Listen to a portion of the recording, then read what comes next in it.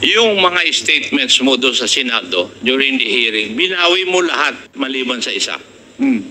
Yes po, Mr. Chair. Ang hindi mo, binawi mo lahat yung sinabi tungkol kay Senator De Lima, di ba? Opo, Mr. Chair. Maliban lang sa isa na statement mo.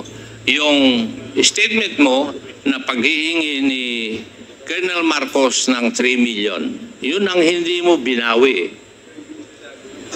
Tama?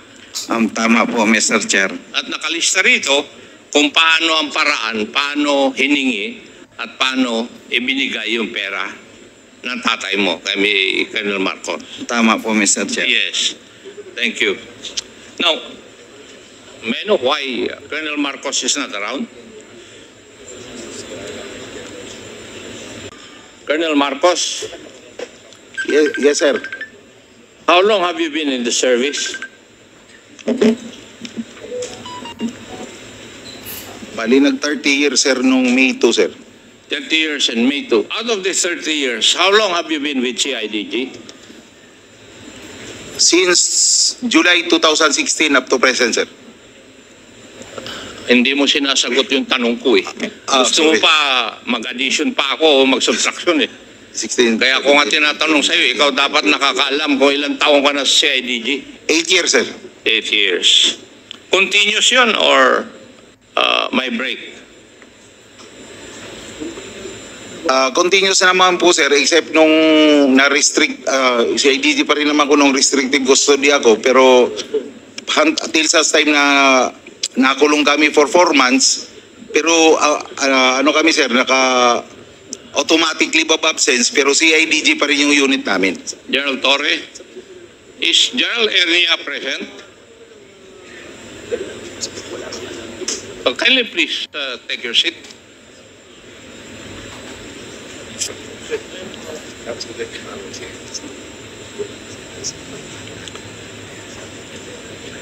General Ernia, how long should a police officer stay in a certain position pursuant to your rules and regulations?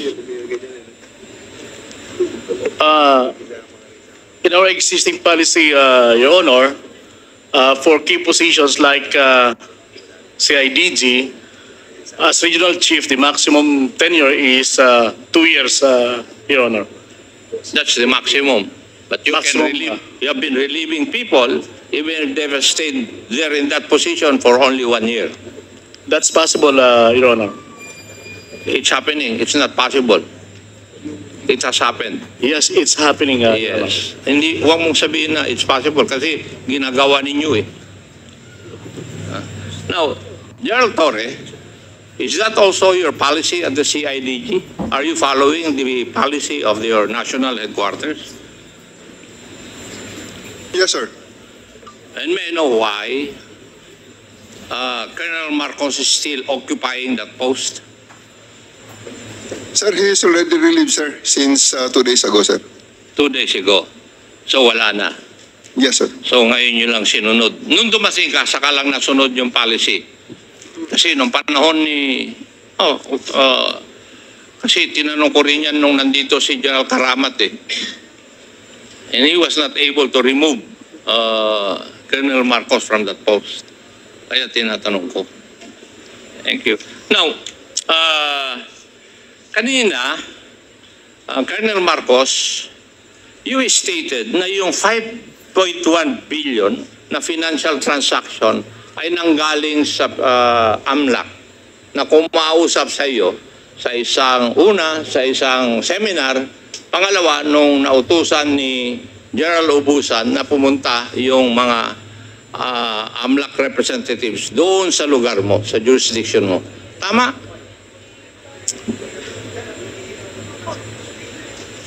Yun ang sinagot mo kanina, Colonel Marcos, di ba? Sir, pardon po, sir.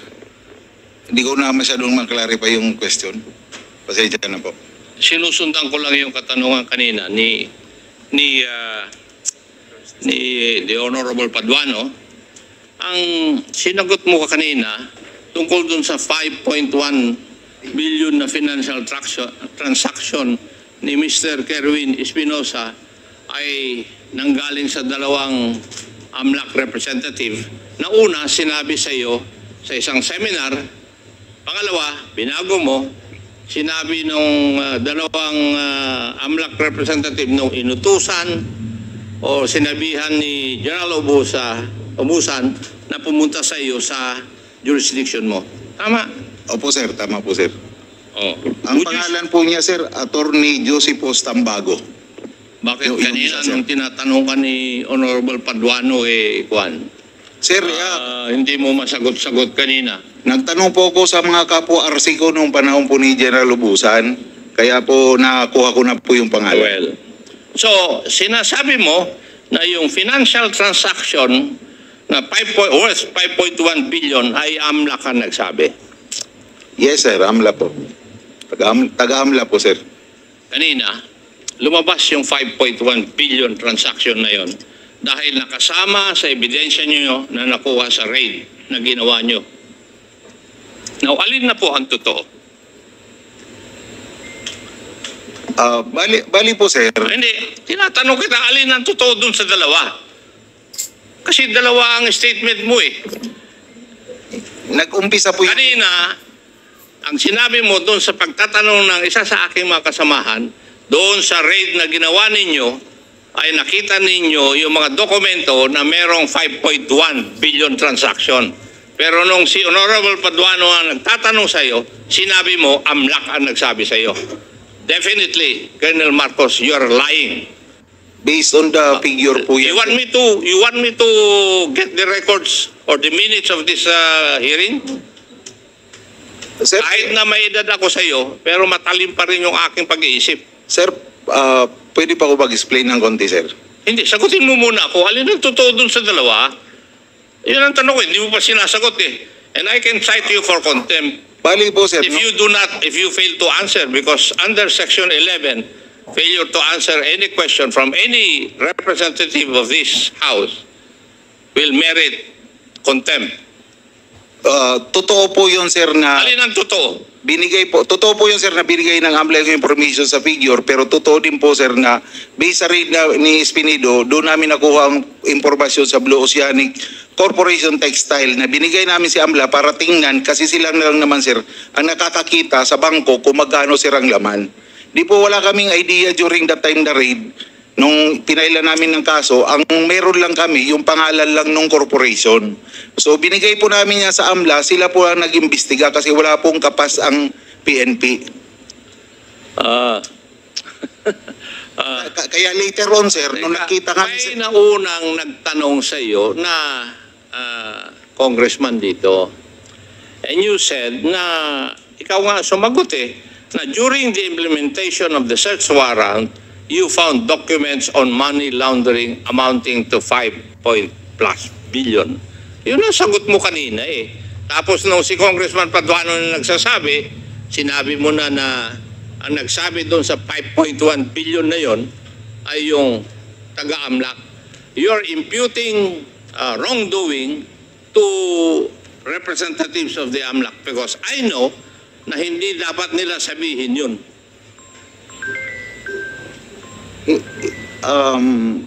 Hindi naman siguro Kasi kung kami nga nagtatanong sa AMLAC, hindi nila sinasabi.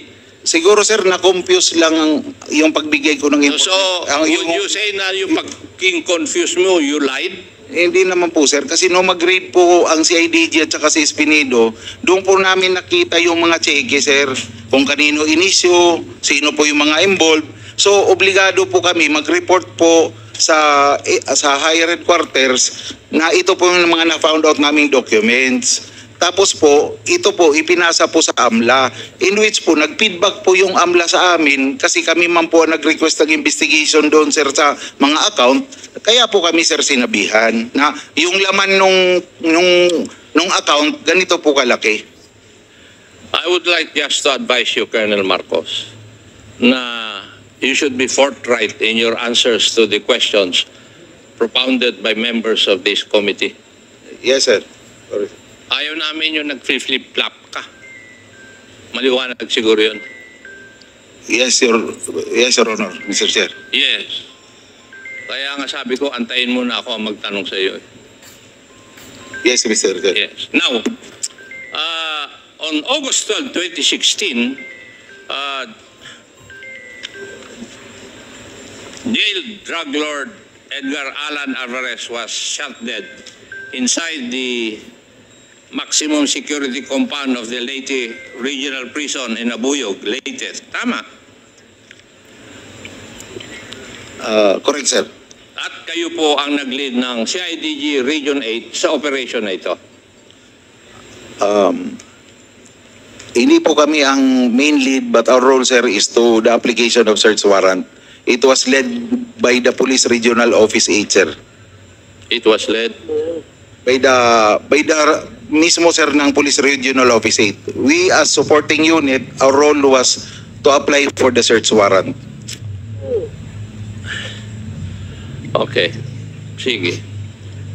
Alam mo, iyo, wag mo akong pagbubulahin sa operation ng CIDG. Kasi naging chief ako ng NCR CIDG hanggang ako yung naging head ng National CIDG. And you're not being forthright in your answers.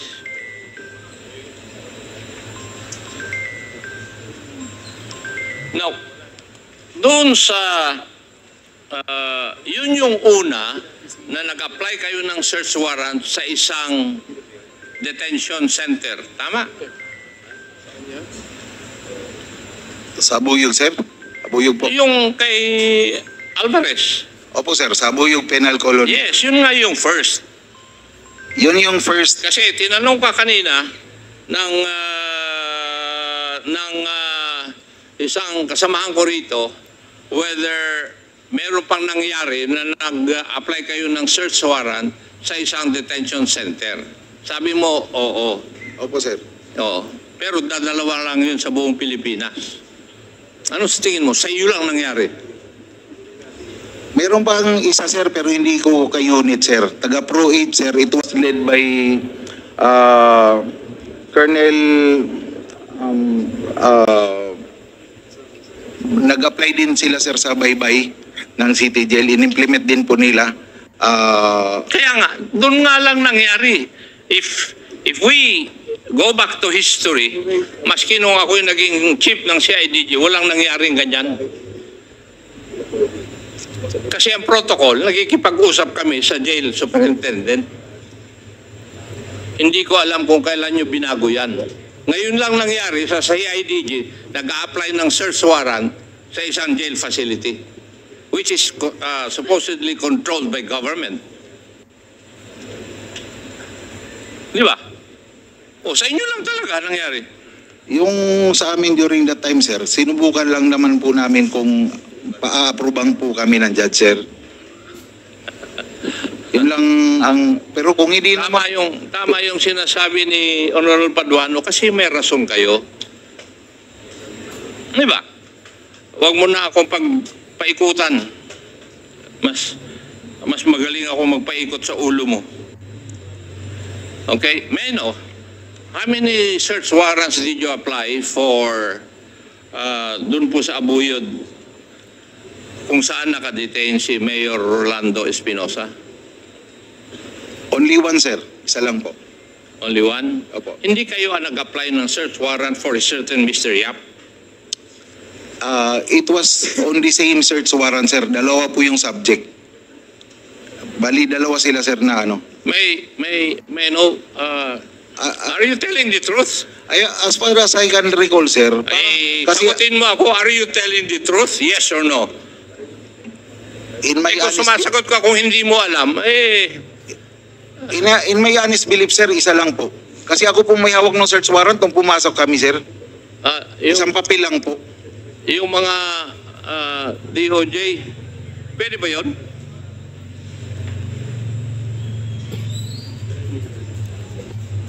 You applied, based on official records, Colonel Marcos, you applied for search warrant on cells 1 and 2. Tig-isang search warrant. Totoo po yun, sir. Dalawang cell, sir. Cell 1 and 2. Pero Kita nga, dalawang search warrant, cells 1 and 2. Pero si Mr. Yap was detained sa cell number 7. Pero patay pa rin siya. sir, parang totoo. Yes, yun ang sinasabi. Totoo po yan, sir. Totoo po. Totoo. Paano nangyari yun? Kaya, Kaya dalawang search warrant dahil kay Mayor Espinosa for violation of the Comprehensive Firearms Law. Ang kay Mr. Yap for violation of Republic Act 9165. O, tama po yun, sir.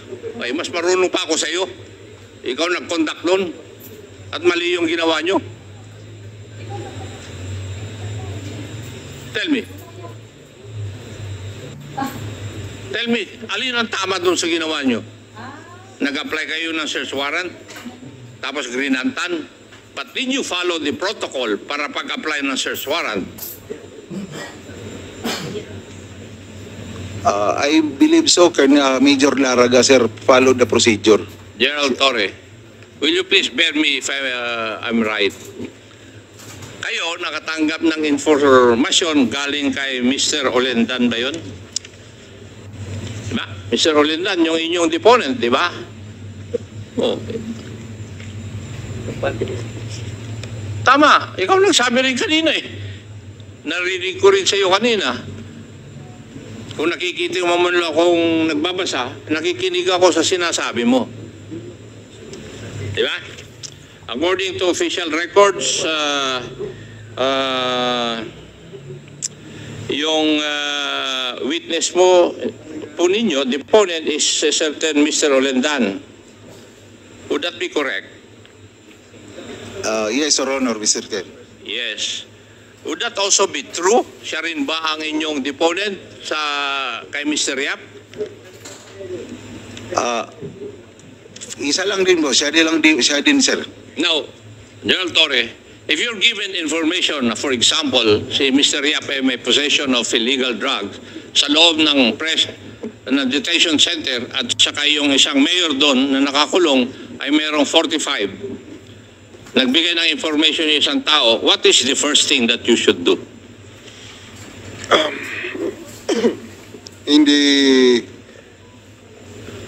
Would you believe hook, line, and sinker yung sasabihin ng deponent na yun? O yung informant na yun? I will check, of course, sir, the veracity of the information Yes, given. and that is what we call the vetting process Yes, sir. of the information. Now, Colonel Marcos, did you do that? Sir, ginawa siguro ni Major Laraga yun, sir. Ayoko makakuha nyo siguro. Ginawa niya yun, sir, kasi in-approve man, sir, siya ng application niya. As I said, sir, kahit nandito naman po si Director, ang mga provincial officer natin, sir, is may independence po sila sa pag-apply ng search warrant. Ang regional chief po, hindi po nakikialam. Look, alam mo, ang sinasabi mo ba sa akin hindi mo alam na magkoconduct ng search doon sa jail? Is that what you're trying to tell me? Nung approve na, sir, yung search warrant. Hindi nga. Nung approve na po. Sagutin mo yung umiiwas ka kagad, dumidepensa eh. Ang tanong ko sa iyo, hindi mo ba alam na magkoconduct ng search warrant yung provincial office mo doon sa detention center? Alam ko po, sir, And kasi ano po dapat ang ginawa ninyo bilang regional head? binerify, Diba ang responsibilidad mo ay titingnan mo that everything is in order or in accordance with law. binerify ko yan, sir, clearly. So, binirify mo and everything was in accordance with law. Tingin mo. Ni-repair din po yata yun sa legal, ni-repair din po sa legal ng CIDG yun, sir, kasi before the implementation, sir, mag-clearance po ako kay Director CIDG. At the same time, sir, ipapa-verify din yung Intel report based doon sa information ng implementation ng search warrant ng Intel Division ng CIDG. Sagot mo na lang yan nung narinig mo yun na kailangan i-vet. Yun po yung... Afterthought na lang yung sagot mo, Colonel Marcos. But in all probability, hindi nyo ginawa yun. Kasi doon pa lang sa tanong ni Honorable Paduano, yung deponent ninyo, hindi ka panipaniwala. As a matter of fact, sinabi nga na debunk yung claim na yun nung inyong witness. He was not a credible deponent according to the records. Colonel Marcos. Di ba? But anyway, DOJ, is the DOJ present?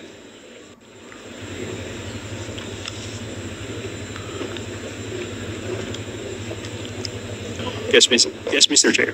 Ako, kanina, sinasabi ni Colonel Marcos, pinagyayabang na niya na na-filean siya ng kaso, na-quit siya. Tama?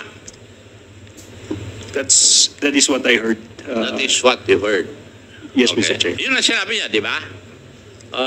Kasi, tama nga rin po yung sinasabi niya na since nagkaroon po siya ng trial, he has been arraigned, double jeopardy will set in. Tama po? Yes, Mr. Chair. And would you agree with me that the only way that the case can be reopened is if there is a decision that there was a mistrial?